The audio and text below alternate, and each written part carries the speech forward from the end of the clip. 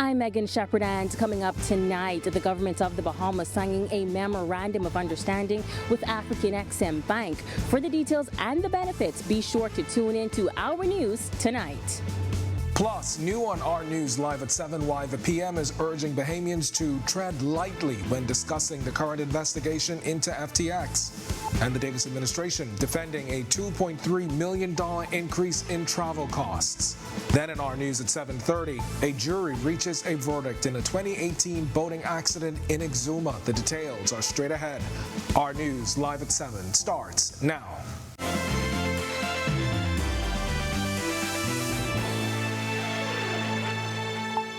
Welcome to Our News Live at 7. Thanks for joining us. I'm Kendino Knowles. The government of the Bahamas signing a memorandum of understanding with the African Export-Import Bank. The Prime Minister calling it a historic moment for the country. We'll get to that story in just a bit, but first we've got the latest in the ongoing drama surrounding the collapse of FTX as Prime Minister Philip Davis finally breaking his silence. The Securities Commission announcing 3 court-appointed liquidators after FTX filed for Chapter 11 bankruptcy protection in the U.S. last Friday. The Commission saying in a statement that given the magnitude and urgency and international implications, it had to move swiftly to use its regulatory powers to further protect the interest of clients, creditors, and other stakeholders globally. Well, the Prime Minister is tonight saying he believes the country will emerge with an enhanced reputation and suggested the matter not be used to score political points. Bertany McDermott gets us started tonight. Prime Minister Philip Davis breaking his silence on the collapse of FTX. I've given directions that the proceedings and investigations in our country are to be of the highest order and given precedence, given the amounts involved, and because committed and rigorous oversight is of national importance. The Securities Commission of the Bahamas froze FTX's assets last week and applied to the Supreme Court to appoint joint provisional liquidators. This after the company filed for Chapter 11 bankruptcy in Delaware. I have every confidence that the Bahamas will emerge from the proceedings involving FTX. Proceedings taking place here as well in other jurisdictions. With an enhanced, the Bahamas will emerge with an enhanced reputation. Bankman-Fried lost $16 billion in fortune in less than a week and resigned from the company. The Prime Minister also insisting no deficiencies in the local regulatory framework were detected that could have avoided the company's downfall. In fact, he says it was because the Bahamas already had a regulatory framework in place for digital assets that the immediate steps were taken to protect stakeholders. Davis made this plea. What I would ask is for all those who care about our country's reputation to tread carefully. But this is a story that has the world's attention, and those who use it to mislead and score cheap political points are no patriots. Reporting for Our News, I'm Bertany McDermott. And Police Commissioner Clayton Fernandez says no formal complaints have been filed with the Royal Bahamas Police Force over the FTX implosion. Fernandez also telling reporters police have not spoken to former CEO Sam Bankman-Fried. I had no communication with the U.S. Folks. I don't know if the commission did, but I've had no communication with the U.S. folks with regards to this matter. The Security Commission is in full control of the investigation at this point. We are still working alongside them, and we are just waiting on information from them that we can move forward. So that's the most I can tell you at this present time.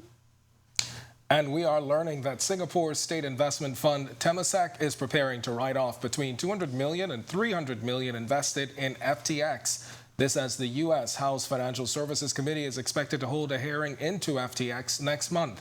Representative Patrick McHenry is a committee member. The FTX collapse has been a dumpster fire. FTX users have been left out to dry. The digital asset ecosystem is in limbo. As for a potential U.S. Senate inquiry, Democratic Senator Sherrod Brown saying, we are aggressively searching for answers. We'll see if bringing him in front of Congress is the right thing, but clearly there's a public trust violated here, and we need to understand it. Meanwhile, the police commissioner says he cannot confirm if Fire Festival founder Billy McFarland is in the country. This afternoon, news broke of McFarland's plan to return to the country for another event called Pirate, a Treasure Hunt. You may recall McFarland was jailed for 6 years after a failed concert event never took place. It was promoted on social media by various influencers. However, when they arrived in Great Exuma in April 2017, they were met with chaos as nothing promised was fulfilled. Here's the commissioner speaking to the issue. I got that information that he may be here. That has not been confirmed, and we are still checking to see if we have any complaints with respect to him at this time. Now, there was a few years ago, and we are trying to identify the complaints. Once we have done that, and if he is here, then he will be arrested and questioned on with respect to the matters. Now, in a TikTok promotional video, it appears McFarland may have already made a trip to the Bahamas. However, the Deputy Prime Minister has said government will not endorse or approve any event associated with McFarland. The Prime Minister also defending government travel as he presented his administration's 3-month fiscal report to Parliament today, saying the travel is necessary. The Ministry of Finance's 3-month report on budgetary performance 2022-2023 reveals government travel increased by $2.3 million. Davis stressed the importance of being present at international meetings, referencing a recent meeting with leaders from the International Monetary Fund. You don't get this kind of agreement by sitting on a Zoom call. You don't get this kind of agreement by just sitting at home with your fingers crossed. You need to build a relationship. You need to be able to look each other in the eye and know that you can work together and achieve great things. You need to build trust and credibility and understanding, something that was previously lacking. And just before we get to the Prime Minister's breakdown of that spending in our news at 7:30, government signing a memorandum of understanding with the African Export-Import Bank. Megan Shepherd tells us that lawmakers are calling it an historic moment as the country joins other Caribbean states as Afrexim Bank seeks to expand operations. The Bahamas signing a memorandum of understanding with the African Export-Import Bank Wednesday morning, opening the door to economic diversity. Prime Minister Philip Davis says the partnership came about swiftly following a meeting in Egypt. In other words, it will fill the gap in the region for private sector businesses seeking international funding, which is presently not readily available through the CDB, which is the Caribbean Development Bank. Head of Trade and Corporate Finance for the Intra-African Trade Bank says that he and his team have already discussed a number of projects in strategic areas for the Bahamas. One of them in the transportation space, another one is a poultry farm. We've also discussed supporting the local banks with correspondent lines of credit for strategic importation from across the world. So these are the examples of the strategic opportunities that we saw here. Of course, renewable energy is another thing that is crucial here, given the high cost of electricity. The bank has also committed to the establishment of a Caribbean Exim Bank. Once established, they will commit to an investment of some $700 million throughout the Caribbean. For the investments, we've already started a program, Africa Caribbean Trade and Investment Promotion Program, for $250 million that we are immediately launching for financing and investments. We came with a number of our investors in the area of infrastructure, in the area of fish processing and fisheries, and soon enough they will be also embarking on a number of projects. We have not allocated a certain amount for certain country. We're doing this on an integrated basis for the whole of the Caribbean. Prime Minister Davis reiterating that ultimately the CARICOM community will unlock further economic and social benefits at a time when so much support is needed. Reporting for Our News, I'm Megan Shepherd. All right, thanks a lot, Megan, and we've got a whole lot more to get to in a moment. But for now, it's time for your first look at temperatures across the country. And meteorologist Greg Thompson, he's standing by in the Weather Center. Greg? Thanks, Kendino. I hope you got outside this evening. Another beautiful evening setting up for us. We've been having some very nice evenings for the last couple of days. Temperatures right now, though, settling into the low 80s with a few clouds out there still. The winds out of the east-northeast at 8 miles per hour and your feels-like temperature at 83 degrees. Around the islands tonight, comfortable temperatures, 78 in Freeport, Grand Bahama, 79 over in Marsh Harbor, Abaco. We pick up 80 in Alistown, Bimini, 81 in Nicholstown, Andros, as well as here in the capital. 84 in Great Harbor Key. You guys over in Governors Harbor, you are 83 at this hour. Central Bahamas, 82 in Kemps Bay. We pick up 85s in Arthurstown, Cat Island, as well as in Deadman's Key. Georgetown, Exuma, 84. Coburn Townsend, Salvador, you guys, 80 at this hour. And into the deep south, 84 in Duncantown, Ragged Island, Colonel Hill, Cricket Island, 82. We pick up 83s in Delectable Bay, Acklands, also over in Abrams Bay, Matthewtown, Unaga as well. Our neighbors to the southeast, Turks and Caicos Islands, you round out our temperature profile at 84.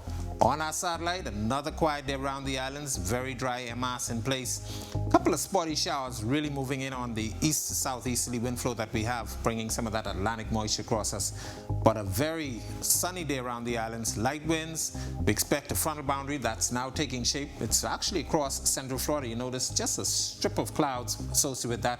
All the moisture behind that really is some mid to upper level clouds. All of that will be spreading across our area. This frontal boundary is expected to drop into the northwest Bahamas late tonight, early Thursday morning, and we could see 1 or 2 isolated showers with that system. But it looks as though a couple of impulses will be moving across that, so we're looking for some cloudy conditions through the remainder of the week. That's your first check on weather. Stick with us to look at the tropics, and your extended forecast is still to come. Still to come on our news, the Deputy Prime Minister and opposition leader butt heads over the failed sale of the Grand Lucayan Resort. And a double shooting Tuesday night leaves a man in hospital, the latest from police.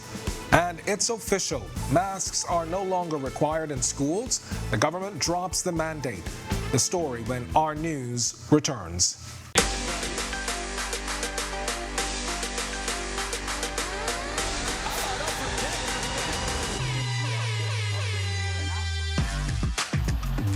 Got size at 6'5".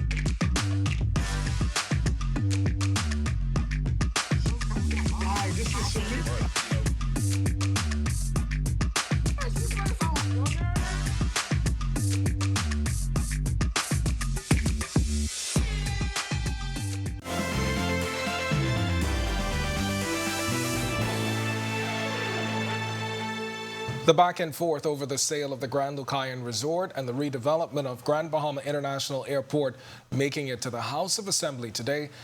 Free National Movement leader Michael Pintard accusing government of overselling and under-delivering on the projects, but Deputy Prime Minister Chester Cooper rebutting Pintard's claims, calling him shameless and saying the former administration did nothing with the airport on that island.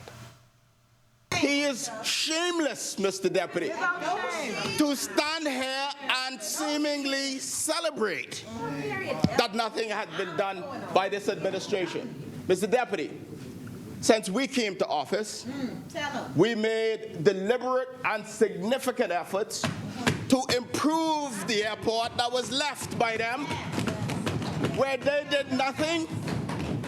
We improved lights and generators and elevators, Mr. Deputy, and we renovated the domestic terminal as is ongoing, and we brought airlift. For more on the exchange, stay tuned to Our News at 7:30.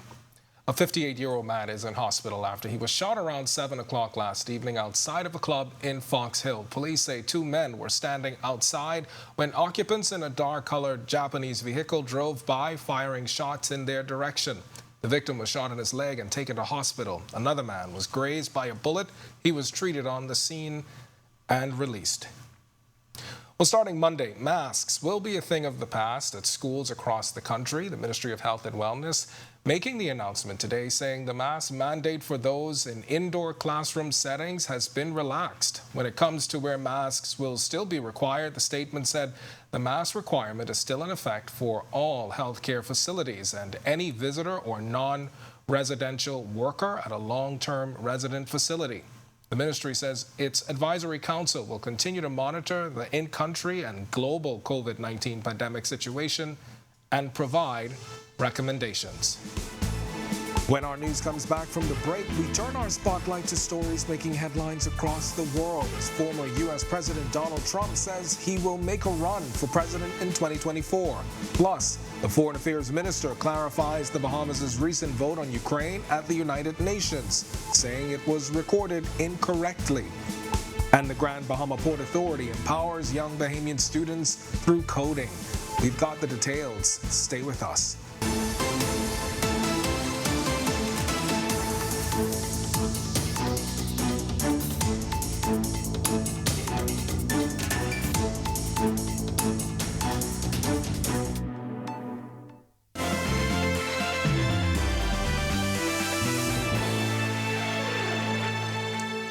This is our news. Welcome back. We turn our attention now to stories making headlines across the world. Former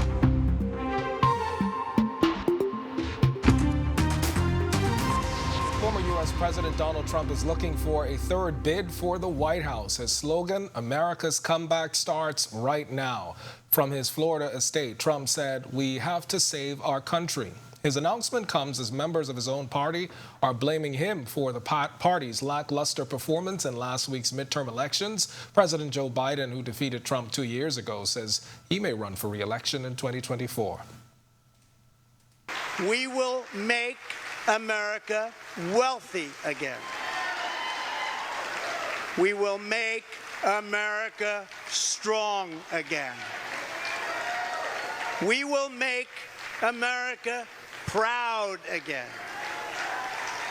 We will make America safe again. We will make America glorious again. And we will make America great again. Thank you very much. God bless you all. Thank you. Thousands of young workers in India are staring at an uncertain future as technology companies and startups announce mass layoffs due to global headwinds and funding crunches. But many of them are not going quietly. The past few months have been difficult for workers in India and private companies in the tech sector. Job cuts at companies like social media giant Twitter included half of its staff in India. Facebook's parent company, Meta, laid off about 13% of its more than 87,000-strong workforce. The spate of layoffs sparking outrage on social media, many of those affected turning to the internet to air their dissatisfaction and form support networks. And over in Mexico, authorities seized plastic bags with 2,000 bags of fentanyl pills, apparently baked into traditional bread rolls. The seizure suggests the drug cartels are trying to piggyback shipments in packages of traditional Mexican products. A specially trained dog alerted guard members of suspicious packages at an express mail delivery company. On opening the boxes, officers found packages of corn chips and traditional bread rolls. The pills were baked inside. Mexico is the main U.S. supplier of counterfeit pills laced with fentanyl that kills tens of thousands of Americans each year. And following a series of talks on migration with the Biden administration, Cuba said Tuesday it is receiving deportation flights from the United States stalled in the pandemic, adding it was open to continuing dialogue with Washington. The agreement comes amid one of the largest migrations from Cuba to the U.S. in decades. In October, Cubans replaced Venezuelans as the second largest nationalities after Mexicans arriving at the U.S. border. We recognize the steps taken over the last few months to ensure the effective implementation of the agreements. On our side, Cuba's side, we reiterated our concern about U.S. measures that encourage illegal migration, including the privileged treatment of Cubans arriving at the U.S. border, and the validity and application of the Cuban Adjustment Act. And Foreign Affairs Minister Fred Mitchell seeking to clarify a recent vote at the United Nations that was recorded as no for the Bahamas when it should have been recorded as abstain. The Bahamas, along with other member countries, were voting on the draft resolution of the furtherance of remedy and aggression against Ukraine. Unfortunately, due to an error, the vote of the Bahamas was recorded as no when it should have been abstain. We have a photograph of the board reflecting abstain, but when the vote closed, the vote recorded as no. Mitchell says steps have been taken to correct the error, but has been advised that it's not possible to change the vote. As CARICOM caucus chair, Mitchell says a statement was delivered on behalf of all 14 countries. CARICOM subscribes to the principle that for every wrong there is a remedy. There's a fundamental principle of law and equity, and we believe it to be an equally fundamental principle of international law. Indeed, whenever there are wrongs committed, the victim should be entitled to appropriate remedy, including compensation for injury, loss, and damage caused by that wrong. Still to come on our news, today in history, find out interesting facts about the day that was November 16th, when A.F. Adderley was born on this day in 1891. Plus, Greg is back with your extended weather forecast. And then in our news at 7:30, she will soon be the first Bahamian in space. But before that, Aisha Bowe is encouraging students to reach for the stars. Find out how when our news returns.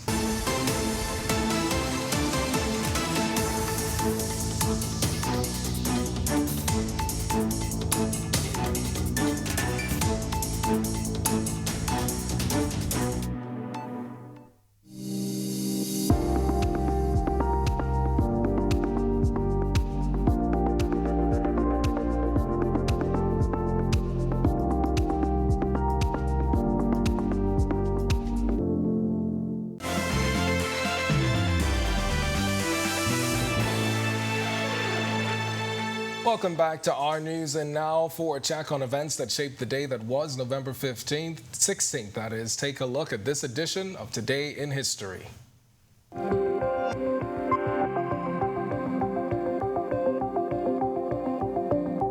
On this day in 1891, Bahamian Alfred Francis Adderley was born in Nassau. Adderley was a church and community leader, lawyer, politician, and statesman. In the King's birthday honors in 1951, he was appointed a commander of the Most Excellent Order of the British Empire. Throughout his public career, he was a strong advocate of social legislation. In his profession, Mr. Adderley was regarded as the colony's most outstanding trial lawyer and one of the most able advocates in the Caribbean. He held the distinction of having acted as counsel for the defense in more murder cases than any other Bahamian lawyer of his day. He was the Crown prosecutor in the Oaks murder case in which Marigny, the accused, was acquitted. The A.F. Adderley Junior High School on Blue Hill Road was named after Mr. Adderley to acknowledge his contribution to Bahamian society. In 1959, Rodgers and Hammerstein's musical, The Sound of Music, premiered in New York, starring Mary Martin. A 1965 film adaptation went on to receive the Academy Awards for Best Picture and Best Director. And in 1960, American film actor Clark Gable, best known for his portrayal of Rhett Butler in Gone with the Wind, died at 59. The year 2001 saw Miss Nigeria Agbani Dorego become the first black African woman to take the Miss World title. 2010 saw the auction of an imperial bottle of 1947 Chateau Cheval Blanc, which set a world record for the highest single wine bottle auction sale with a price tag of over $304,000. The same year, Britain's Prince William and fiancée Kate Middleton took official engagement photos at St. James's Palace in London. I will do as my mother asked, and I will do the best I can with this life to be of use. And to stand here today means that I did as she asked, and if she were alive, she'd be very proud. So thank you for that. That was actress Angelina Jolie receiving the Jean Hersholt Humanitarian Award. The Tomb Raider and Disney's Maleficent actress has traveled the world assisting refugees and raising money to fight global poverty.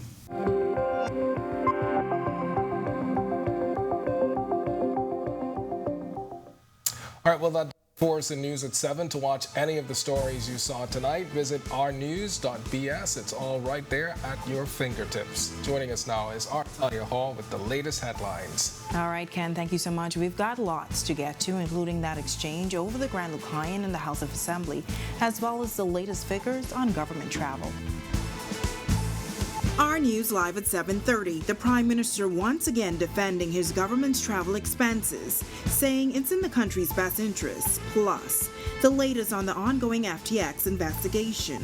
And while the PM says leaders must tread carefully when discussing the matter. And acquitted, a court reaches a conclusion in an Exuma boating accident. New details tonight. Coming up tonight on Our News, you can find out how Aisha Bowe, soon to be the first Bahamian in space, is making sure that Grand Bahamian students also have access to the skills that could help them have careers instead.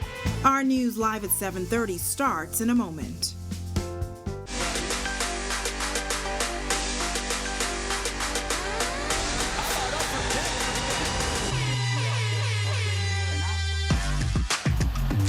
Got size at 6'5".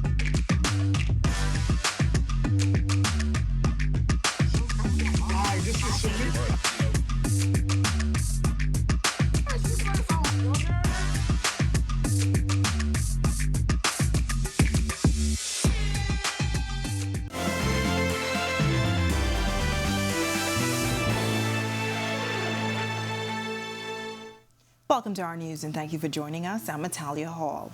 Prime Minister Philip Davis on the defense about government travel, presenting his administration's 3-month fiscal report to Parliament. The PM says the travel is necessary for the betterment of the Bahamian people. Berthany McDermott picks up the story from here. Prime Minister Philip Davis defending an increase in travel in the first 3 months of the 2022-2023 fiscal year, reasoning that the figure is about 28% of the travel budget, which he says isn't remarkable. The Ministry of Finance's 3-month report on budgetary performance 2022-2023 reveals government travel increased by $2.3 million. Davis stressed the importance of being present at international meetings, referencing a recent meeting with the leaders from the International Monetary Fund. You don't get this kind of agreement by sitting on a Zoom call. You don't get this kind of agreement by just sitting at home with your fingers crossed. You need to build a relationship. Davis says by year's end it should be within budget. The report also revealing the Davis administration spent $4.2 million on travel and subsistence compared to $1.9 million in the same period last year. The Davis administration budgeted $14.9 million compared to $10.6 million budgeted in 2021-2022, which is higher than pre-pandemic levels. These opportunities do not arise from sitting at home, hoping that some kind of magic will happen. You have to get up, get out, and work the hardest you possibly can in the best interest of the Bahamian people. The Davis administration suffered severe criticism for its frequent travel. Last year, the administration defended travel to Dubai. That was followed by trips to Commonwealth Heads of Government meeting in Rwanda, CARICOM Heads of Government meeting in Suriname, and Summit of the Americas in California. More recently, there's the controversial trip to Bermuda. The Prime Minister's explanation, however, not sitting well with opposition leader Michael Pintard. What we have taken issue with, Mr. Deputy, is the size of the delegations and whether or not it was appropriate for those persons who were on the trip to be at a meeting. Reporting for Our News, I'm Berthany McDermott. Thanks, Berthany. While the government of the Bahamas signing a memorandum of understanding with the African Export-Import Bank, the Prime Minister calling it an historic moment as the country joins other Caribbean states in this partnership, as the bank seeks to expand operations to the Caribbean.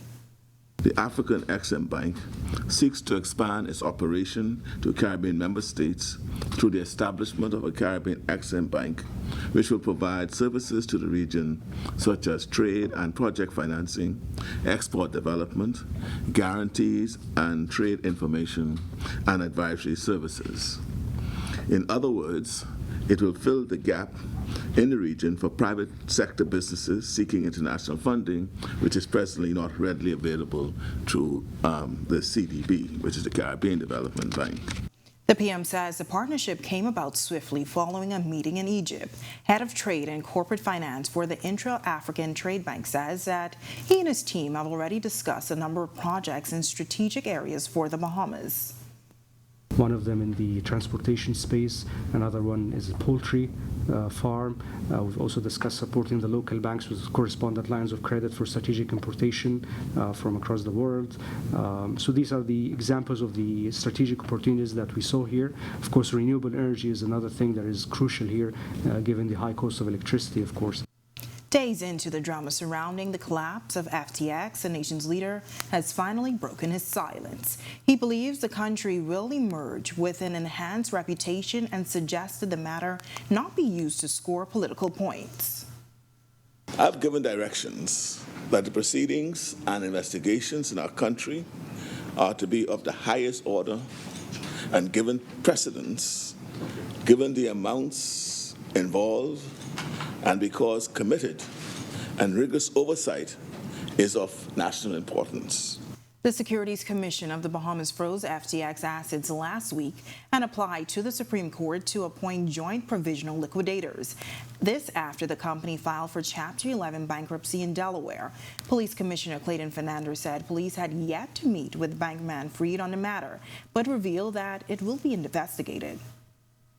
I have every confidence that the Bahamas will emerge from the proceedings involving FTX, proceedings taking place here as well as in other jurisdictions, with an enhanced, the Bahamas will emerge with an enhanced reputation as a solid digital asset jurisdiction. Police Commissioner Clayton Fernandez says no formal complaints have been filed with the Royal Bahamas Police Force in regards to the FTX debacle.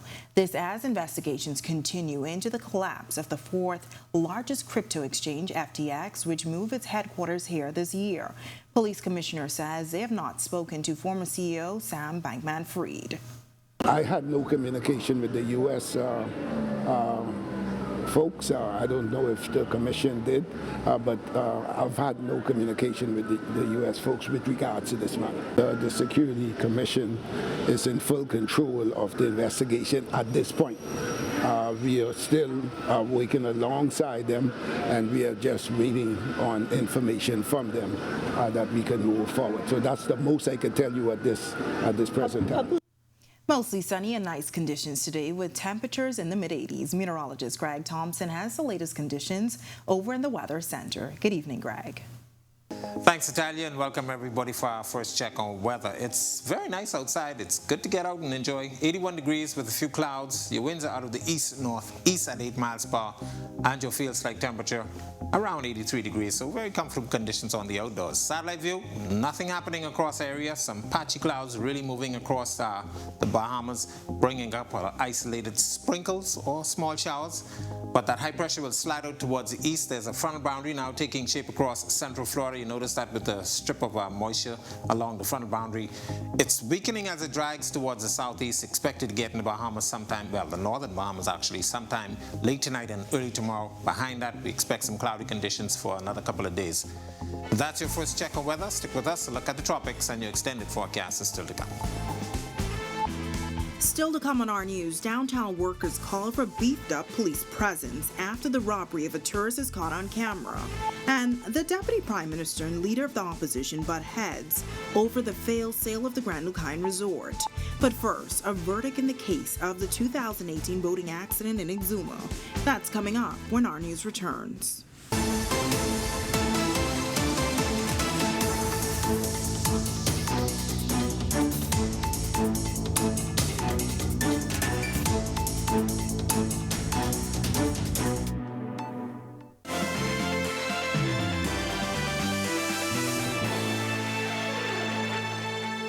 A robbery in broad daylight, prompting those who work in the area to call for more police presence in a popular tourist hotspot. Jamila Mizik reports. Yesterday, the tourist was coming down the same street right there on Marlborough, and the guy ran up behind them and he snatched the purse and he break off running. That's the account of an eyewitness who spoke to me under the guise of anonymity. Photos of the daring robbery went viral on social media, showing a man attempting to rob two tourists in the heart of the busy downtown district. Police Commissioner Clayton Fernandez telling reporters today that the suspect is in custody. What do you think? The individual who was responsible, we were able, right there and then, the officers were present, not too far away, and was able to arrest this individual. That is our lifeline, tourism, and they are messing with it. So he is in custody, and he will be charged and put before the court. Taxi drivers in the area say the situation is most unfortunate, and they believe more should be done to protect visitors. Actually, I feel very bad about it. I feel as if I was in place, I would get in a fight with that person trying to rob the tourists. Terrible, terrible. I think we have enough going on now as it is. And when you're gonna do that, you hurt one of the sons of the soil that drive a taxi. And we depend on the tourists, so we have to know how to treat them. And if they're gonna come to the Bahamas and get robbed, it really isn't a good sight. If it happens to get across to the States, the travel advisory, they make big deals of that. They'll probably just done on in the States on social media right now as I speak, They're calling for more police presence in the area. You find a lot of tourists walk from the cruise ship to Junkanoo Beach. So I feel there should be more policemen on the ground. Reporting for Our News, I'm Jamila Mizik. Thanks for that report, Jamila. Well, 2 men on trial for a deadly boat explosion in Exuma are acquitted of all charges. Clayton Patterson Smith, owner of Four Seas Adventures, and his captain, Roderick Watson, were accused of criminal negligence stemming from the tragedy back on June 30th of 2018. A catamaran caught fire right after taking off. Malika Jackson, visiting on her 15th wedding anniversary, died. Stephanie Schaefer lost both legs. Her mother, Stacy Bender, and stepfather, Paul Bender, were also injured. Prosecutors say inferior construction materials created a perfect bomb. But Justice Janine Weich Gomez said the prosecution failed to prove its case. She instructed the jury foreperson to bring not guilty verdicts. Smith and Watson faced manslaughter by negligence for Jackson's death. Watson faced negligently causing harm, while Smith faced negligently endangering the passengers because of poor construction. A 28-year-old Exuma man has been arraigned for murder after shooting on the island left a man on bail dead. Prosecutors say Alcott Fox is responsible for the November 10th murder of Malik Fernandez, who was awaiting trial for 2 murders and an attempted murder that stemmed from a 2018 shooting in Pinewood Gardens. Fernandez had moved to Exuma from New Providence to work in the construction field months before he was found shot dead through a track road in Rollville. Fox was denied bail when he appeared before Senior Magistrate Carolyn Vo Evans. He returns to court in March. Well, police are investigating a stabbing that occurred at the Fish Fry in Georgetown, Exuma on Monday. Police say shortly after midnight, the victim got into a fight with a group of people when he was stabbed multiple times to the back and arm. The victim was airlifted to New Providence for medical treatment. He remains in serious condition, and investigations are continuing. Police are looking for 2 men who robbed a woman of her burgundy Toyota Passo just after 8 p.m. on Sunday. Police say the victim was inside a business on Davis Street when 2 men wearing white T-shirts and allegedly armed with a handgun approached the passengers inside the car and told them to get out. The suspects then got into the car and fled the area but crashed a short time later. After the crash, they ran from the scene. Investigations are continuing. Free National Movement leader Michael Pintard and Deputy Prime Minister and Minister of Tourism and Aviation Chester Cooper going head-to-head over the sale of the Grand Lucayne Resort in the House of Assembly today. Pintard going on the record to say, as it relates to the sale of the Grand Lucayne Resort, the government oversold and under-delivered. He is misrepresenting. He is almost celebrating, Mr. Deputy. I find this quite curious, given that this member represents a constituency on the island of Grand Bahama. He's being most disingenuous. He's being irresponsible. And as it relates to the Grand Bahama International Airport, Pintard had this to say. We have not had a partner identified yet. This administration is suggesting that they are going to have a sale. They're going to have a developed airport by 2025. In the absence of a partner, in the absence of the resources, in the absence of a design for the airport, how are you able to reasonably predict the timetable for the development of the airport? How? How is it possible? How? The DPM says Pintard served in the cabinet of the former administration who did nothing with the airport. He is shameless. Cooper calling Pintard an actor and says he's putting on a show.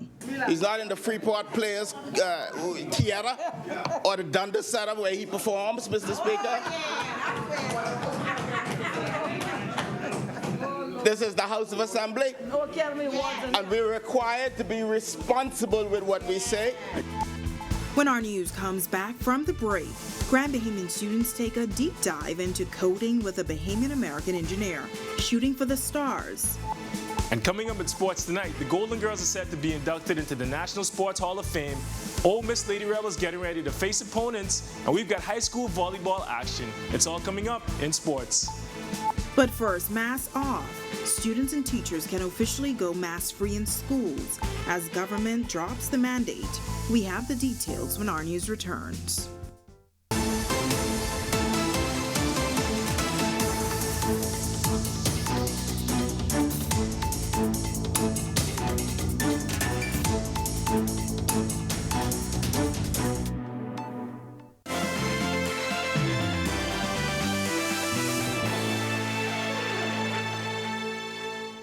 This is our news. Welcome back. Masks are a thing of the past at educational institutions across the country. The Ministry of Health and Wellness making the announcement today saying the mask mandate for those in indoor classroom settings has been relaxed.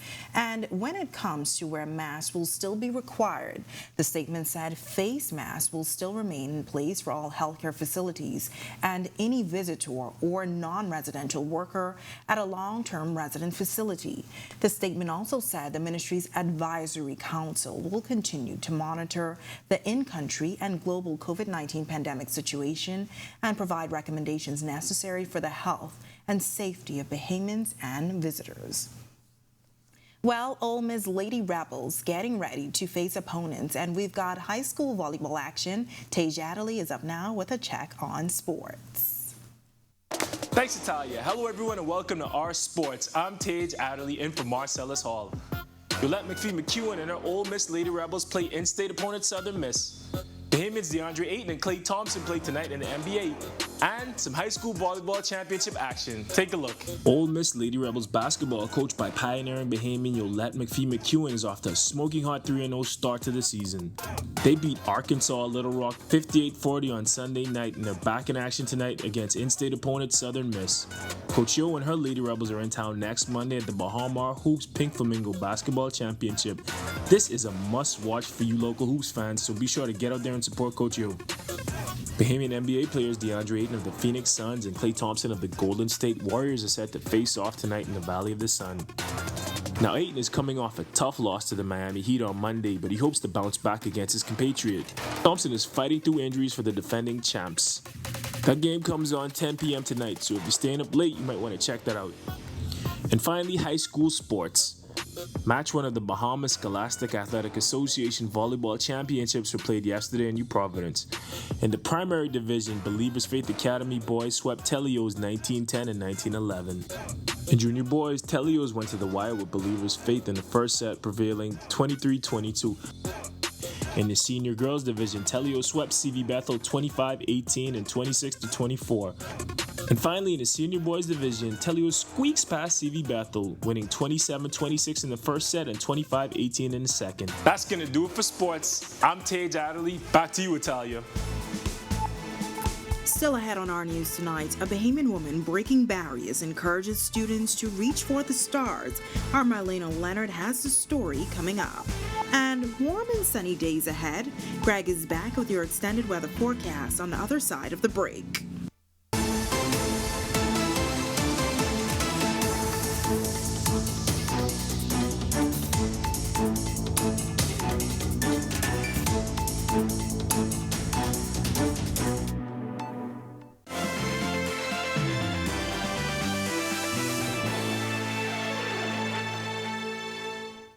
Welcome back to our news. The chance of showers picking up as we get closer to the weekend. Greg is back in the Weather Center with your extended outlook. Good evening again, Greg. Thanks again, Natalia, and welcome back, everybody, for our final check on weather. It's quiet across the area. We do have a ridge of high pressure that's basically in charge of our weather. It's been in charge of our weather for the last couple of days. That ridge, though, will slide out towards the south and east and away from us. That's paving the way for a frontal boundary now across central Florida. Nothing much in terms of any weather associated with that frontal boundary, but we have quite a bit of clouds behind that, all due to that cold air mass that's been invading the entire United States of America, dropping into the Gulf of Mexico and picking up some of that moisture. So we're looking at some cloudy conditions across the area as that frontal boundary is expected to stall across us by tomorrow, and that should continue through the remainder of the week. Couple of small impulses, or mid to upper level disturbance we like to call them, will be moving along that frontal boundary. That will keep the moisture in place as well as those cloudy conditions. So we're looking at a couple of days that we could possibly continue to see those clouds. This is how things will be shaping up. As I mentioned, that frontal boundary is right across central Florida. We'll drop into the northwest Bahamas by early tomorrow morning, and then by tomorrow afternoon fall stationary. Couple isolated showers associated with that frontal boundary, but we expect a lot of moisture to be moving in across the area, and as I said, some impulses will be tracking along that front. That will keep us rather cloudy for another couple of days.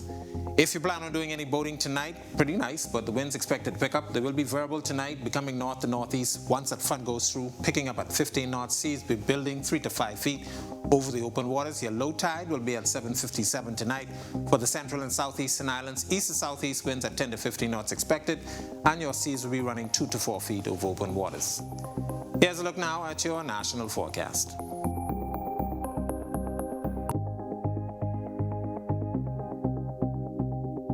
In your 7-day planner, as I said, some moisture plumes will be with us for quite a period, so we're looking at showers off and on and the cloudy conditions continuing into the weekend and possibly even into Monday when another impulse moves across, so more precipitation expected in the forecast.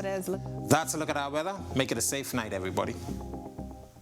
Thanks, Greg. Aisha Bowe will soon be the first Bahamian in space, but first, she's making a difference on the ground, helping Bahamian kids to take off in subjects like science, technology, engineering, and mathematics. Our Marlena Leonard has the story. As somebody who is proud to call the Bahamas the birthplace of my last name, I couldn't be any more excited to have created this specifically for Bahamians. This started here. Aisha Bowe is a Bahamian American with a long list of accomplishments. To name a few, she's a former NASA rocket scientist, the founder and CEO of STEMboard, one of the fastest growing companies in America according to Inc. 5000, and will soon be the first Bahamian in space. But this almost didn't happen.